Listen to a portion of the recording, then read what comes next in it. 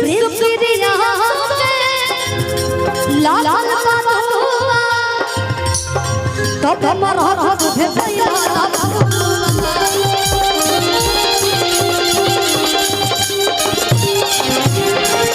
किया दादा चल हटी जाते कि तो हर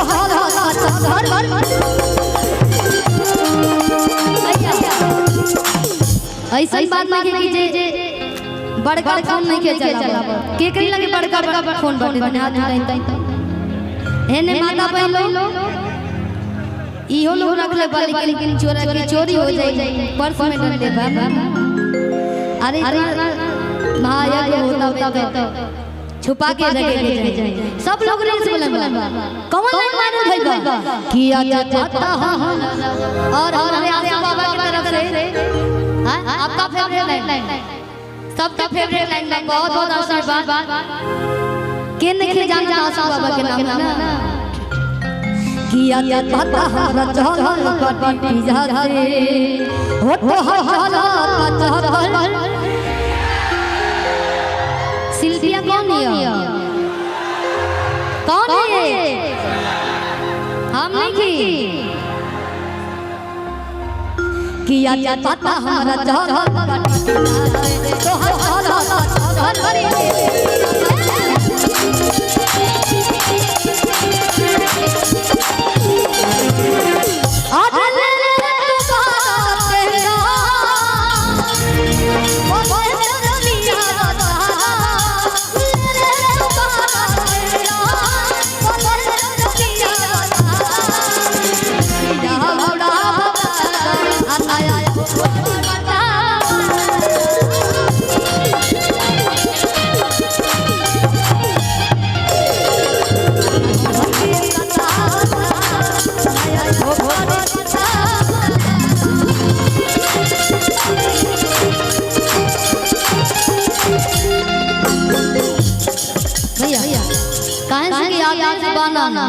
अब यूट्यूबर भैया लोग मसाला खोजते कि कौन मसाला मिलेगी काली यूट्यूब पे वायरल हो गया ना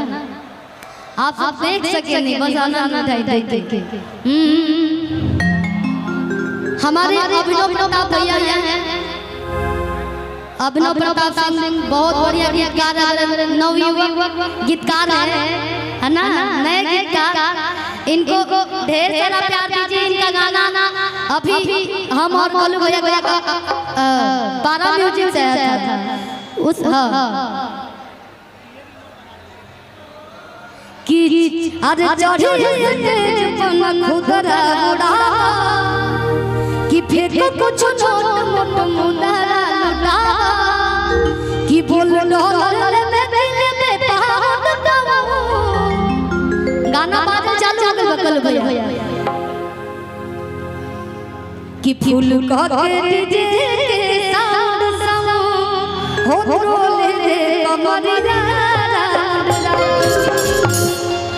ए गाना और इनका लिखा हुआ था कि चाचा ने सरा है ना कि तोरा राम के सवाब बाबा खटके बा लेकिन एगो गीत ओ गीत के आप लोग मिलियन बिलियन जने कौन की कि झारस जब सैया जी अरे लाख कहम सैया जी ये गाना के बाद हम कल को बुलाए के दोनों जने गावे है ना कि पगल से निकाल सैया जी अरे उड़ा शुरू अरे छपरा जिला के साथ काम मछली आ गया ले बाबा कि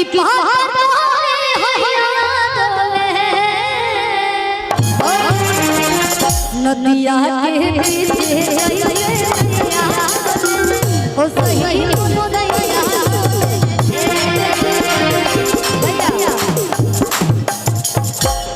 और ये है नेहा रानी को आप लोग जानते होंगे उनके गार्जियन हैं और उनके गार्जियन की तरफ से बहुत बहुत पुरस्कार और इनके ही क्षेत्र में आए हम लोग छपरा जिला का ना तो हम गाय हैं लेकिन इनको क्या बोलेंगे हम डायरेक्टर से ही बोलेंगे। अच्छा बगल में घर चलिए बहुत बहुत धन्यवाद।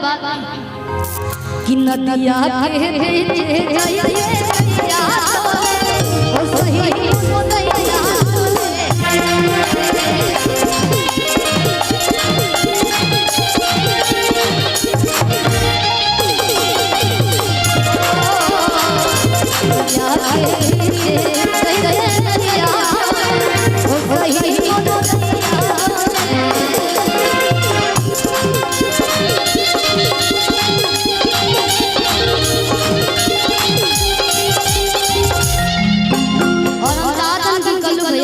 समझ आ जाए। हाँ हमने के कबो कबो एक साथे गावे जाना, लेकिन हर एल्बम में हमने के दोनों जाने एक साथे गावे मंच पे। हेलो अभी लगातार राउंड राउंड जोन गाना बाटे आप सबके बहुत प्यार मिलता है। गौर भाई हेलो इसको भी बना दीजिएगा भैया, बना दीजिए। हेलो थोड़ा सा और बढ़ाइए। हेलो हेलो थोड़ा बनावट तो नहीं बढ़ाइए। हेलो थोड़ा सा और एकदम सादा लग रहा है।